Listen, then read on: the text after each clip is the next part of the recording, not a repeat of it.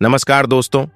पौराणिक युग में अनेक महान विभूतियों ने जन्म लिया है, जिन्होंने अपनी शख्सियत के दम पर पूरी दुनिया में एक अलग छाप छोड़ी है।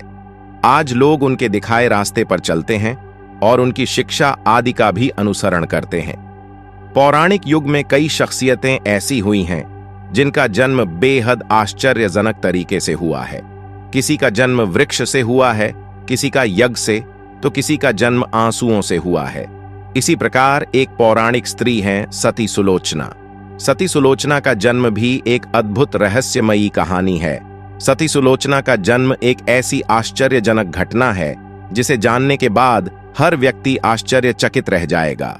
उसी समय सती सुलोचना का जन्म हुआ जब माता पार्वती भगवान शिव के हाथों में वासुकी नाग को बांध रही थीं।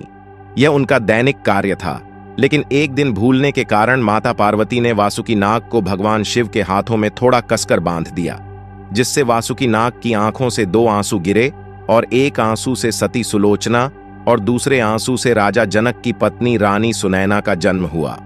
सुलोचना रामायण काल की एक महिला थीं, जो अपनी पवित्रता और सदाचार के लिए जानी जाती थीं और उनके गुणों की प्रशंसा होती नहीं थकती थी। सुलोचना का विवाह अवश्य ही राक्षस कुल में हुआ था, परंतु उसमें सभी गुण दिव्य थे। सुलोचना लंका के राजा रावण की बहू और इंद्रजीत मेघनाथ की पत्नी थी। सुलोचना रामायण युग में अपनी पवित्रता और सत्य के मार्ग पर चलने के लिए जानी जाती थी।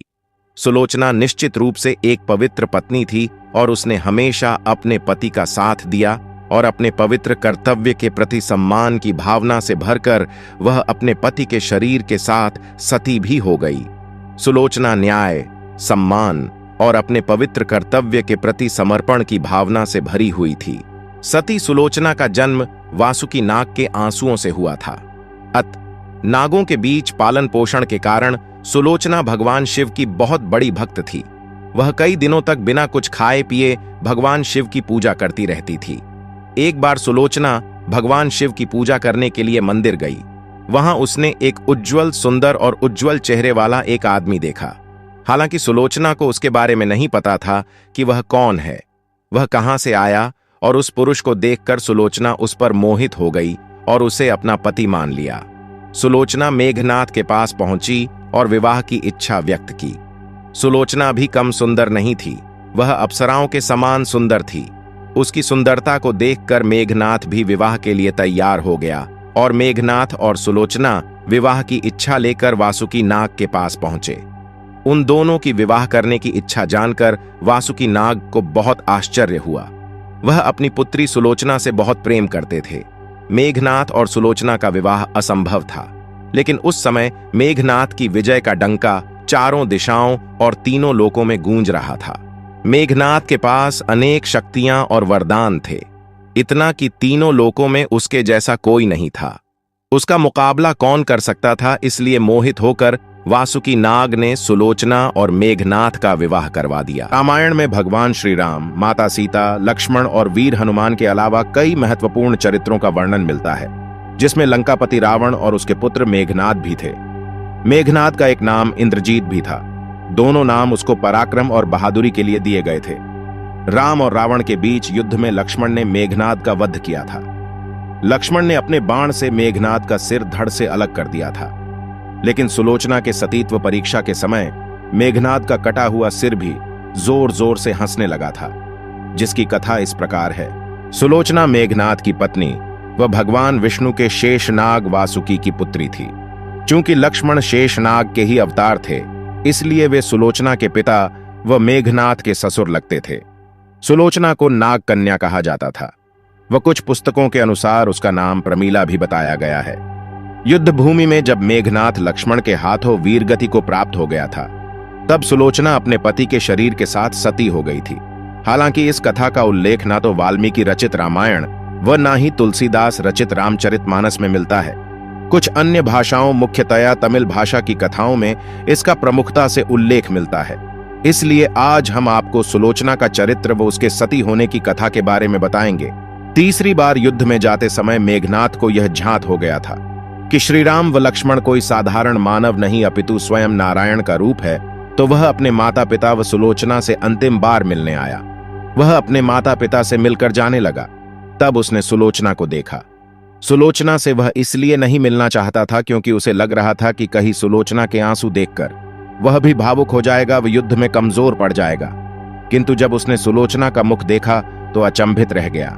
सुलोचना के आंख में एक भी आंसू नहीं था तथा वह अपने पति को गर्व से देख रही थी।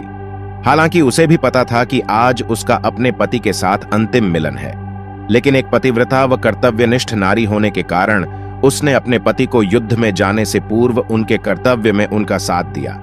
वह अपनी आंख से एक भी आंसू नहीं गिरने दिया।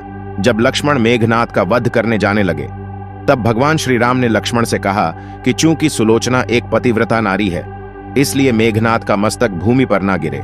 इसलिए जब लक्ष्मण ने मेघनाद का मस्तिष्क काटकर धड़ से अलग कर दिया तो उसे श्री राम के चरणों में रख दिया।